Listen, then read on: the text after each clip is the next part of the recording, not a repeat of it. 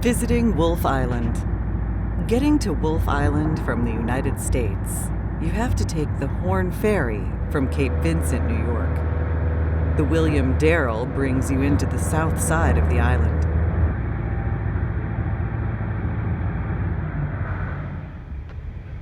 After making it through customs, head on into the downtown area of the island. Beautiful roads, lots of farmland, cattle. Take time and follow the road all the way to the easternmost point of the island.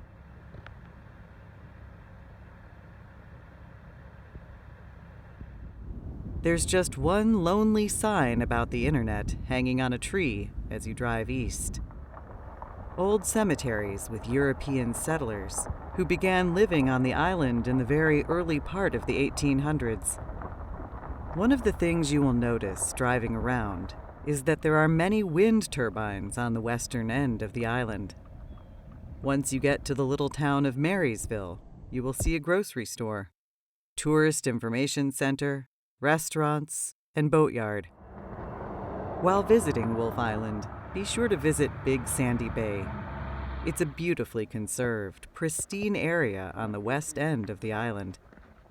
One of the most beautiful beaches anywhere in the Great Lakes, it has been ravaged by the record high water in Lake Ontario the last couple of years, losing much of its protective dunes.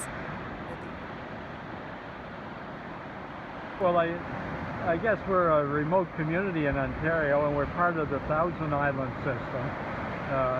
But we've got the vast majority of the land mass in the Thousand Islands, and we have on the whole community we have about 2,100 people living on the various islands. But Wolfe is the biggest with about 1,500 year-round residents, which probably goes as high as 4,500 in the summer.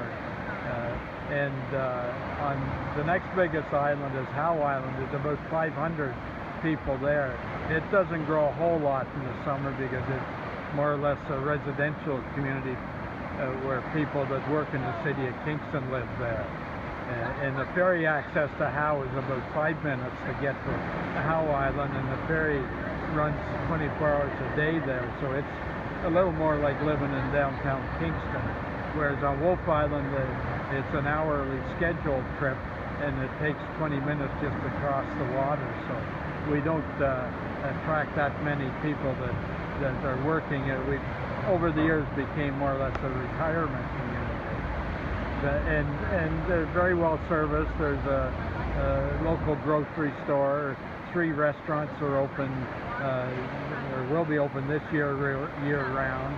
And the grocery store has a liquor store that's sanctioned by LCBO, so people can get anything they want right here in the island.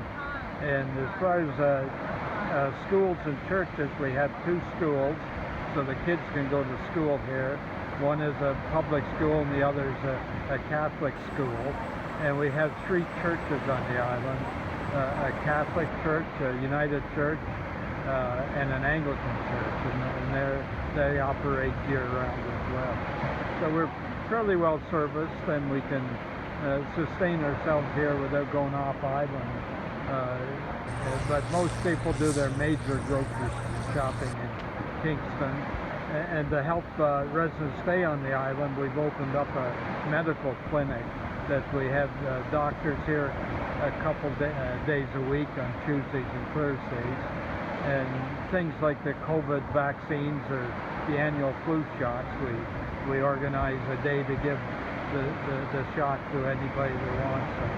So, and to help people justify living here in their senior years, we do have a paramedic station that we can respond to emergency medical calls quickly. And we have 1 ambulance that's stationed here on Wolfe Island. We don't have that same level of service on Howe Island because they can't justify with the numbers that they have there.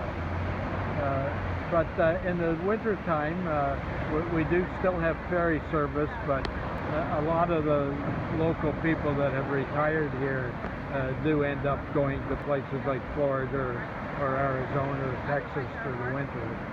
not so much in the last year or two because of COVID-19. Right. But it's and as far as the government, we pretty much manage our own local affairs through the local council, which is